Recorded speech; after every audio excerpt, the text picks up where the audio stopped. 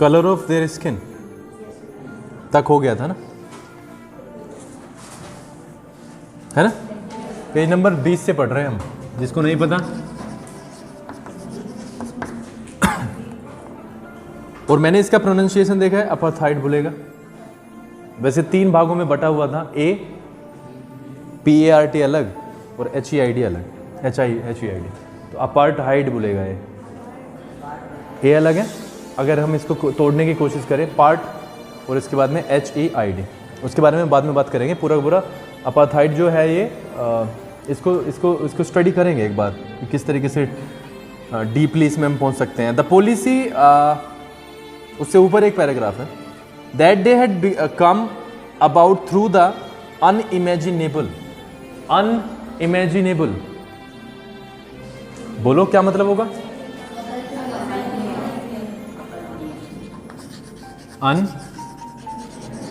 Unimaginable, जिसकी कल्पना नहीं की जा सकती, अकल्पनीय।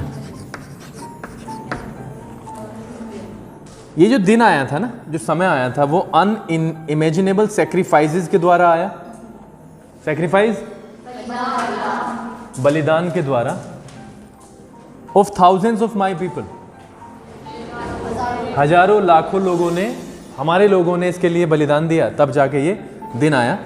People who suffering and courage can never be counted, वो लोग जिनके कष्ट, जो उन्होंने कष्ट उठाए, और सफरिंग एंड करेज, करेज मतलब हिम्मत, साहस, जिनको काउंट ही नहीं किया जा सकता है, और अगर काउंट किया भी जा सकता है तो उन्हें वापस चुकाया नहीं जा सकता। आई फेल्ट दैट डे, मैंने उस दिन महसूस किया, as I have on so many other days, that I was simply the sum of all those African patriots who had gone before me.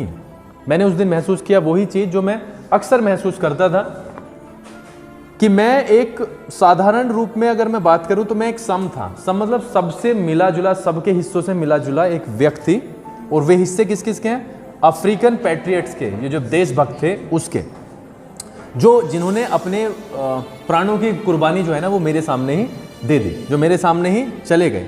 That long and noble line ended and now begin again with me. वो लंबी कतार, जो लंबी line थी, और Nobel, Nobel का मतलब आदर्श यानी श्रेष्ठ, वो जो लाइन थी यानी एक भाव, वो खत्म हो गया था, लेकिन वो दोबारा शुरू हुआ है। किससे? मुझसे। वो लाइन दोबारा से स्टार्ट हो गई है, वो काम दोबारा स्टार्ट हो गया है। आई वॉज पेन्ड, दुखी, मैं बहुत दुखी था। पूरा ऐसे कैसे यूज करना है भाई? आई वॉज पेन्ड यानी मुझे दुख था, मुझे दुख था या मैं दुखी था।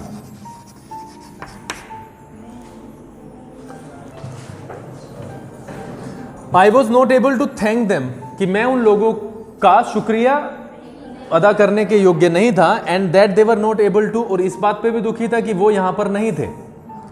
What their sacrifices had wrought, WROUGH, एक वर्ड होता है राइट, WRIGHT। राइट का मतलब होता है गढ़ना,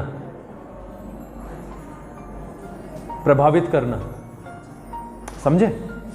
तो वो कह रहे हैं कि मुझे इस बात का दुख था कि मैं उनका धन्यवाद नहीं कर पा रहा हूं, प्लस इस बात का भी दुख था कि वो यहां पर मौजूद भी नहीं है, ये देखने के लिए कि उनके बलिदानों ने किस तरीके की रचना कर दी है।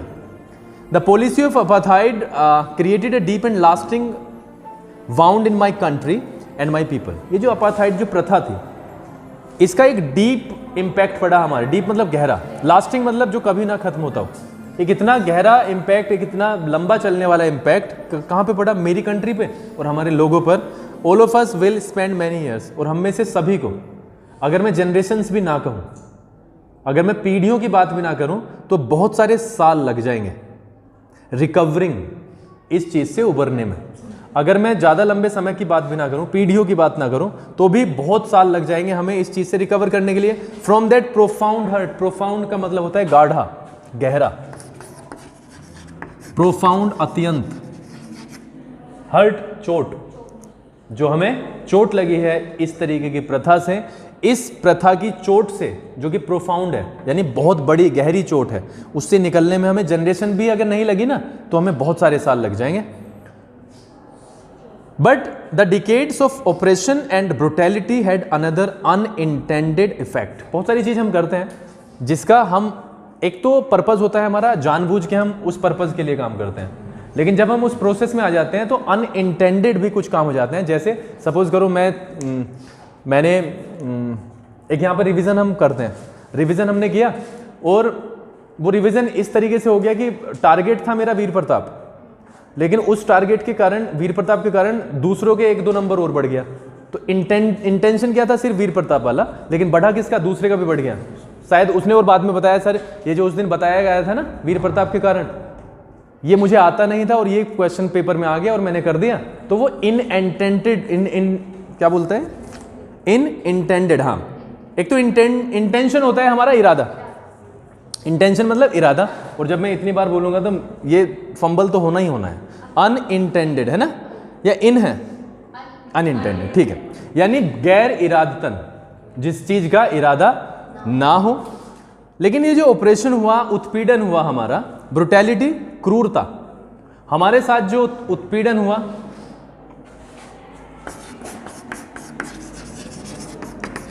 ब्रुटैलिटी, ब्रुटैलिटी की स्पेलिंग देखना जरा, ठीक है क्या, हाँ ठीक है, ये होता है उत्पीड़न, ये होता है निर्दयता या क्रूरता। ये जो हुआ ना, इसका एक अनइंटेंडेड इफेक्ट भी हुआ। क्या हुआ, एंड दैट वाज, और ये क्या था, इट प्रोड्यूस द ओलिवर टेम्बस, यानी इन्हीं तरीके उत्पीड़न के कारण ही, क्रूरता के कारण ही लोगों ने किस तरीके के लोग बन गए, जैसे Oliver Tambos, the Walter, Sisulus, the chief, Luthulis, the Yusuf, Dadoos, the Bram, Fischers and the Robert Sobuk के बोल सकता है, सोबुकवेस ही बोलेगा, Sobukwes of our time, men of such extraordinary courage, wisdom and generosity that their like may never be known again. क्योंकि उत्पीड़न बहुत तगड़े लेवल पे हुआ और निर्दयता बहुत बड़े लेवल पर दिखाई गई। तो जो आम इंसान था ना, वो भी जिस आम इंसान ने क्या दिखाई, विजडम थी उनके अंदर प्लस करेज, दिखाते गए, उनके ऊपर ज़्यादा से ज़्यादा उत्पीड़न होता गया, लेकिन उन्होंने हिम्मत नहीं हारी। जैसे हमारे देश में भी जब हमने आज़ादी की लड़ाई लड़ी तो बहुत सारे लोगों ने हिम्मत नहीं हारी, जिनके बारे में हम इतिहास में पढ़ते हैं, और वो ऐसे कैरेक्टर्स बने, सच एन एक्स्ट्रा ऑर्डिनरी करेज, जिन्होंने क्या दिखाया, विजडम, बुद्धिमानी, एंड जनरसिटी मतलब सज्जनता। वो ऐसे इंसान, इस उत्पीड़न ने ऐसे इंसानों को जन्म दिया जो क्या थे, वाइज थे, ब्रेव थे, प्लस सज्जन भी थे, और उनके जैसे, देयर लाइक्स, उनके जैसे मे नेवर बी नोन अगेन, उनके जैसे अब कभी भी पैदा नहीं होंगे, यानी उनको दर्जा दिया है महानतम लोगों में। Perhaps it requires such depths of operation to create such heights of character.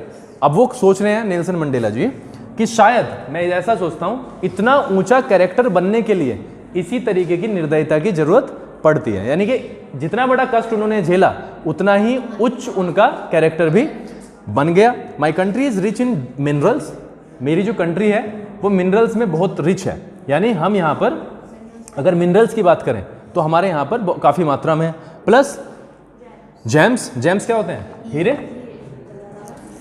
That lie beneath it's soil, soil जो इस मिट्टी के अंदर है, जो इस मिट्टी के अंदर खनिज हैं और जो हीरे हैं, उसकी अगर हम बात करें तो हम इसमें रिच हैं। But I have always known, लेकिन मुझे सिर्फ एक ही बात का पता है, हमेशा से मैंने एक ही बात सीखी है, that it's greatest wealth is it's people, कि किसी भी कंट्री की जो सबसे बड़ी संपत्ति होती है वो क्या होती है, उसके लोग होते हैं, फाइनर एंड ट्रूअर, जो कि बेहतर होते हैं और सच्चे होते हैं, देन द प्योरेस्ट डायमंड्स। अगर हम प्योरेस्ट डायमंड्स की बात भी करें तो उनसे ज़्यादा फाइनर, कंपेरेटिव डिग्री यूज हुआ है, फाइन तो गोल्ड होता ही है डायमंड, लेकिन उससे भी ज़्यादा अच्छा फाइनर, प्योरर या प्योरेस्ट यानी सबसे ज़्यादा सच्चे, शुद्ध, उनसे भी ट्रूअर होते हैं वो, यानी सच्चे।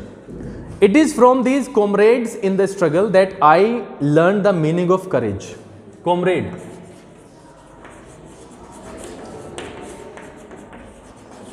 साथी, जो इस लड़ाई में उनके साथ रहे, वो उनको सारा श्रेय किसको दे रहे हैं? उन्हीं लोगों को।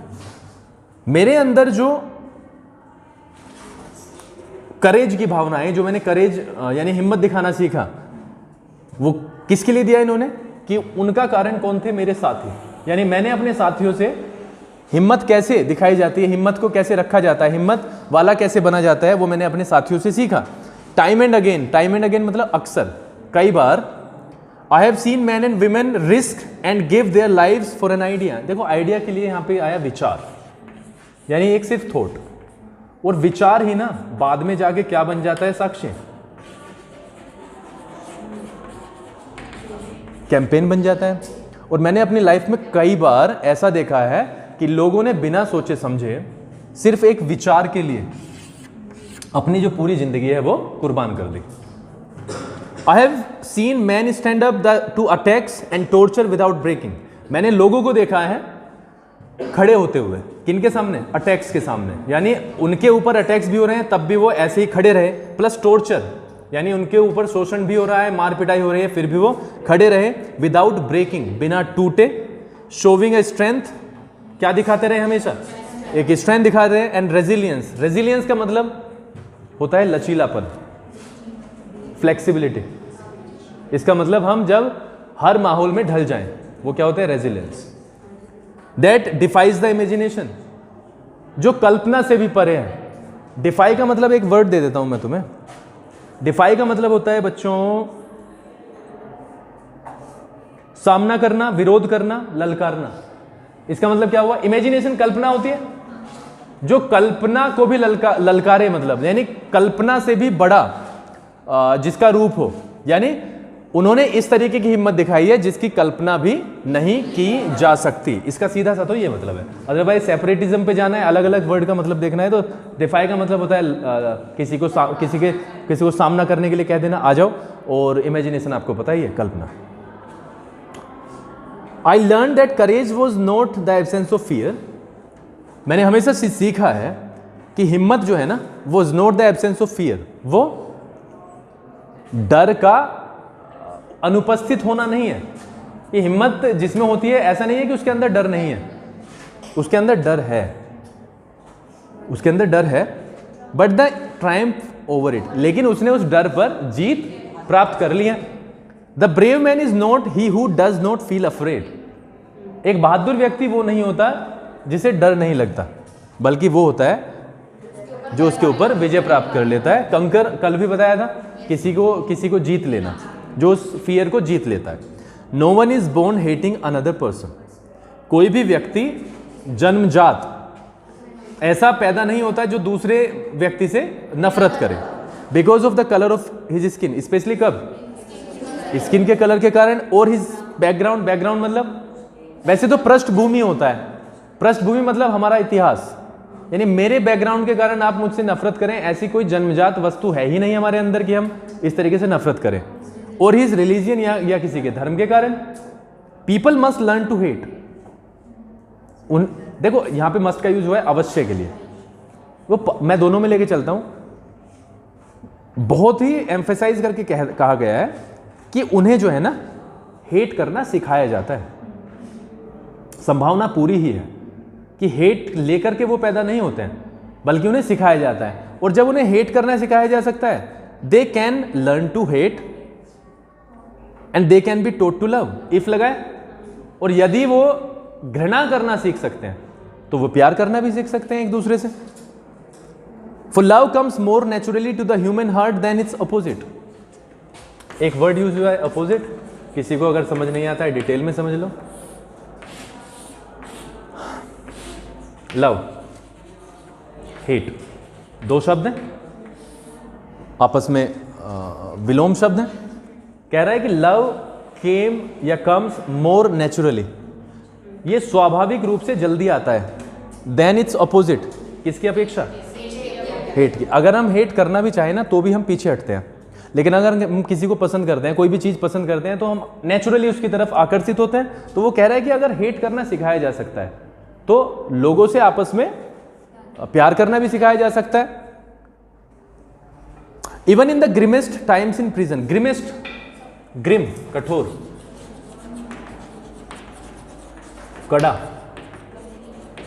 हाँ बहुत सारे हो सकते हैं वर्ड। ग्रिमेस्ट सुपरलेटिव, यहां तक कि सबसे कठोर दिनों में भी, जब मैं कहां पे था, प्रिजन में था यानी जेल में था, when my comrades and I were pushed to our limits, ये बहुत इंपॉर्टेंट है, पुश्ड टू आवर लिमिट्स, हमारी सबकी एक कष्ट झेलने की लिमिट होती है, उससे ज्यादा हम झेल नहीं सकते। पुश का मतलब धकेलना, दरवाजा खोलते हो पुल एंड पुश, है ना, पुल मतलब खींचना होता है और पुश का मतलब ऐसे करके धकेलना। जब हमें सबको हमारी लिमिट्स के पार ही एक तरीके से धक्का दे दिया गया, इसके अंदर धकेल दिया गया, इसका मतलब हमारी सारी के सारी कष्ट जो हम सहन कर सकते थे उसके बिल्कुल सीमा पर ही थे, इतना ज्यादा कष्ट हमें दिया गया। When my comrades and I were pushed to our limits, I would see a glimmer of humanity in one of the guards. इतने कठोर समय में भी जब हमारी झेलने की क्षमता तक खत्म हो गई, उस दौरान भी मैं एक ग्लिमर देख सकता था, झलक, चमक, किसके चेहरे पर? एक गार्ड के चेहरे पर। एक गार्ड के चेहरे पर मुझे एक झलक दिखी,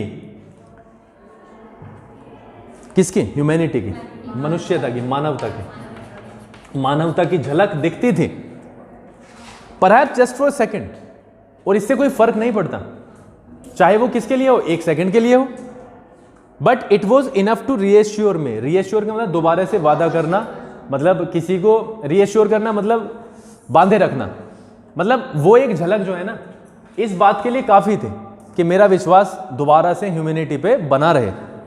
and keep me going, keep me going मतलब मुझे लगातार आगे बढ़ने के लिए प्रेरित करना।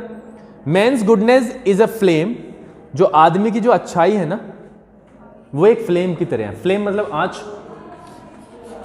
इसे हम ज्वाला कह सकते हैं, है ना, ज्योति कह सकते हैं, आंच कह सकते हैं, तो वो एक आंच की तरीके से है। दैट कैन बी हिडन, जिसको सिर्फ छिपाया जा सकता है, उसको छिपाया तो जा सकता है, नेवर एक्सटिंग्विश्ड।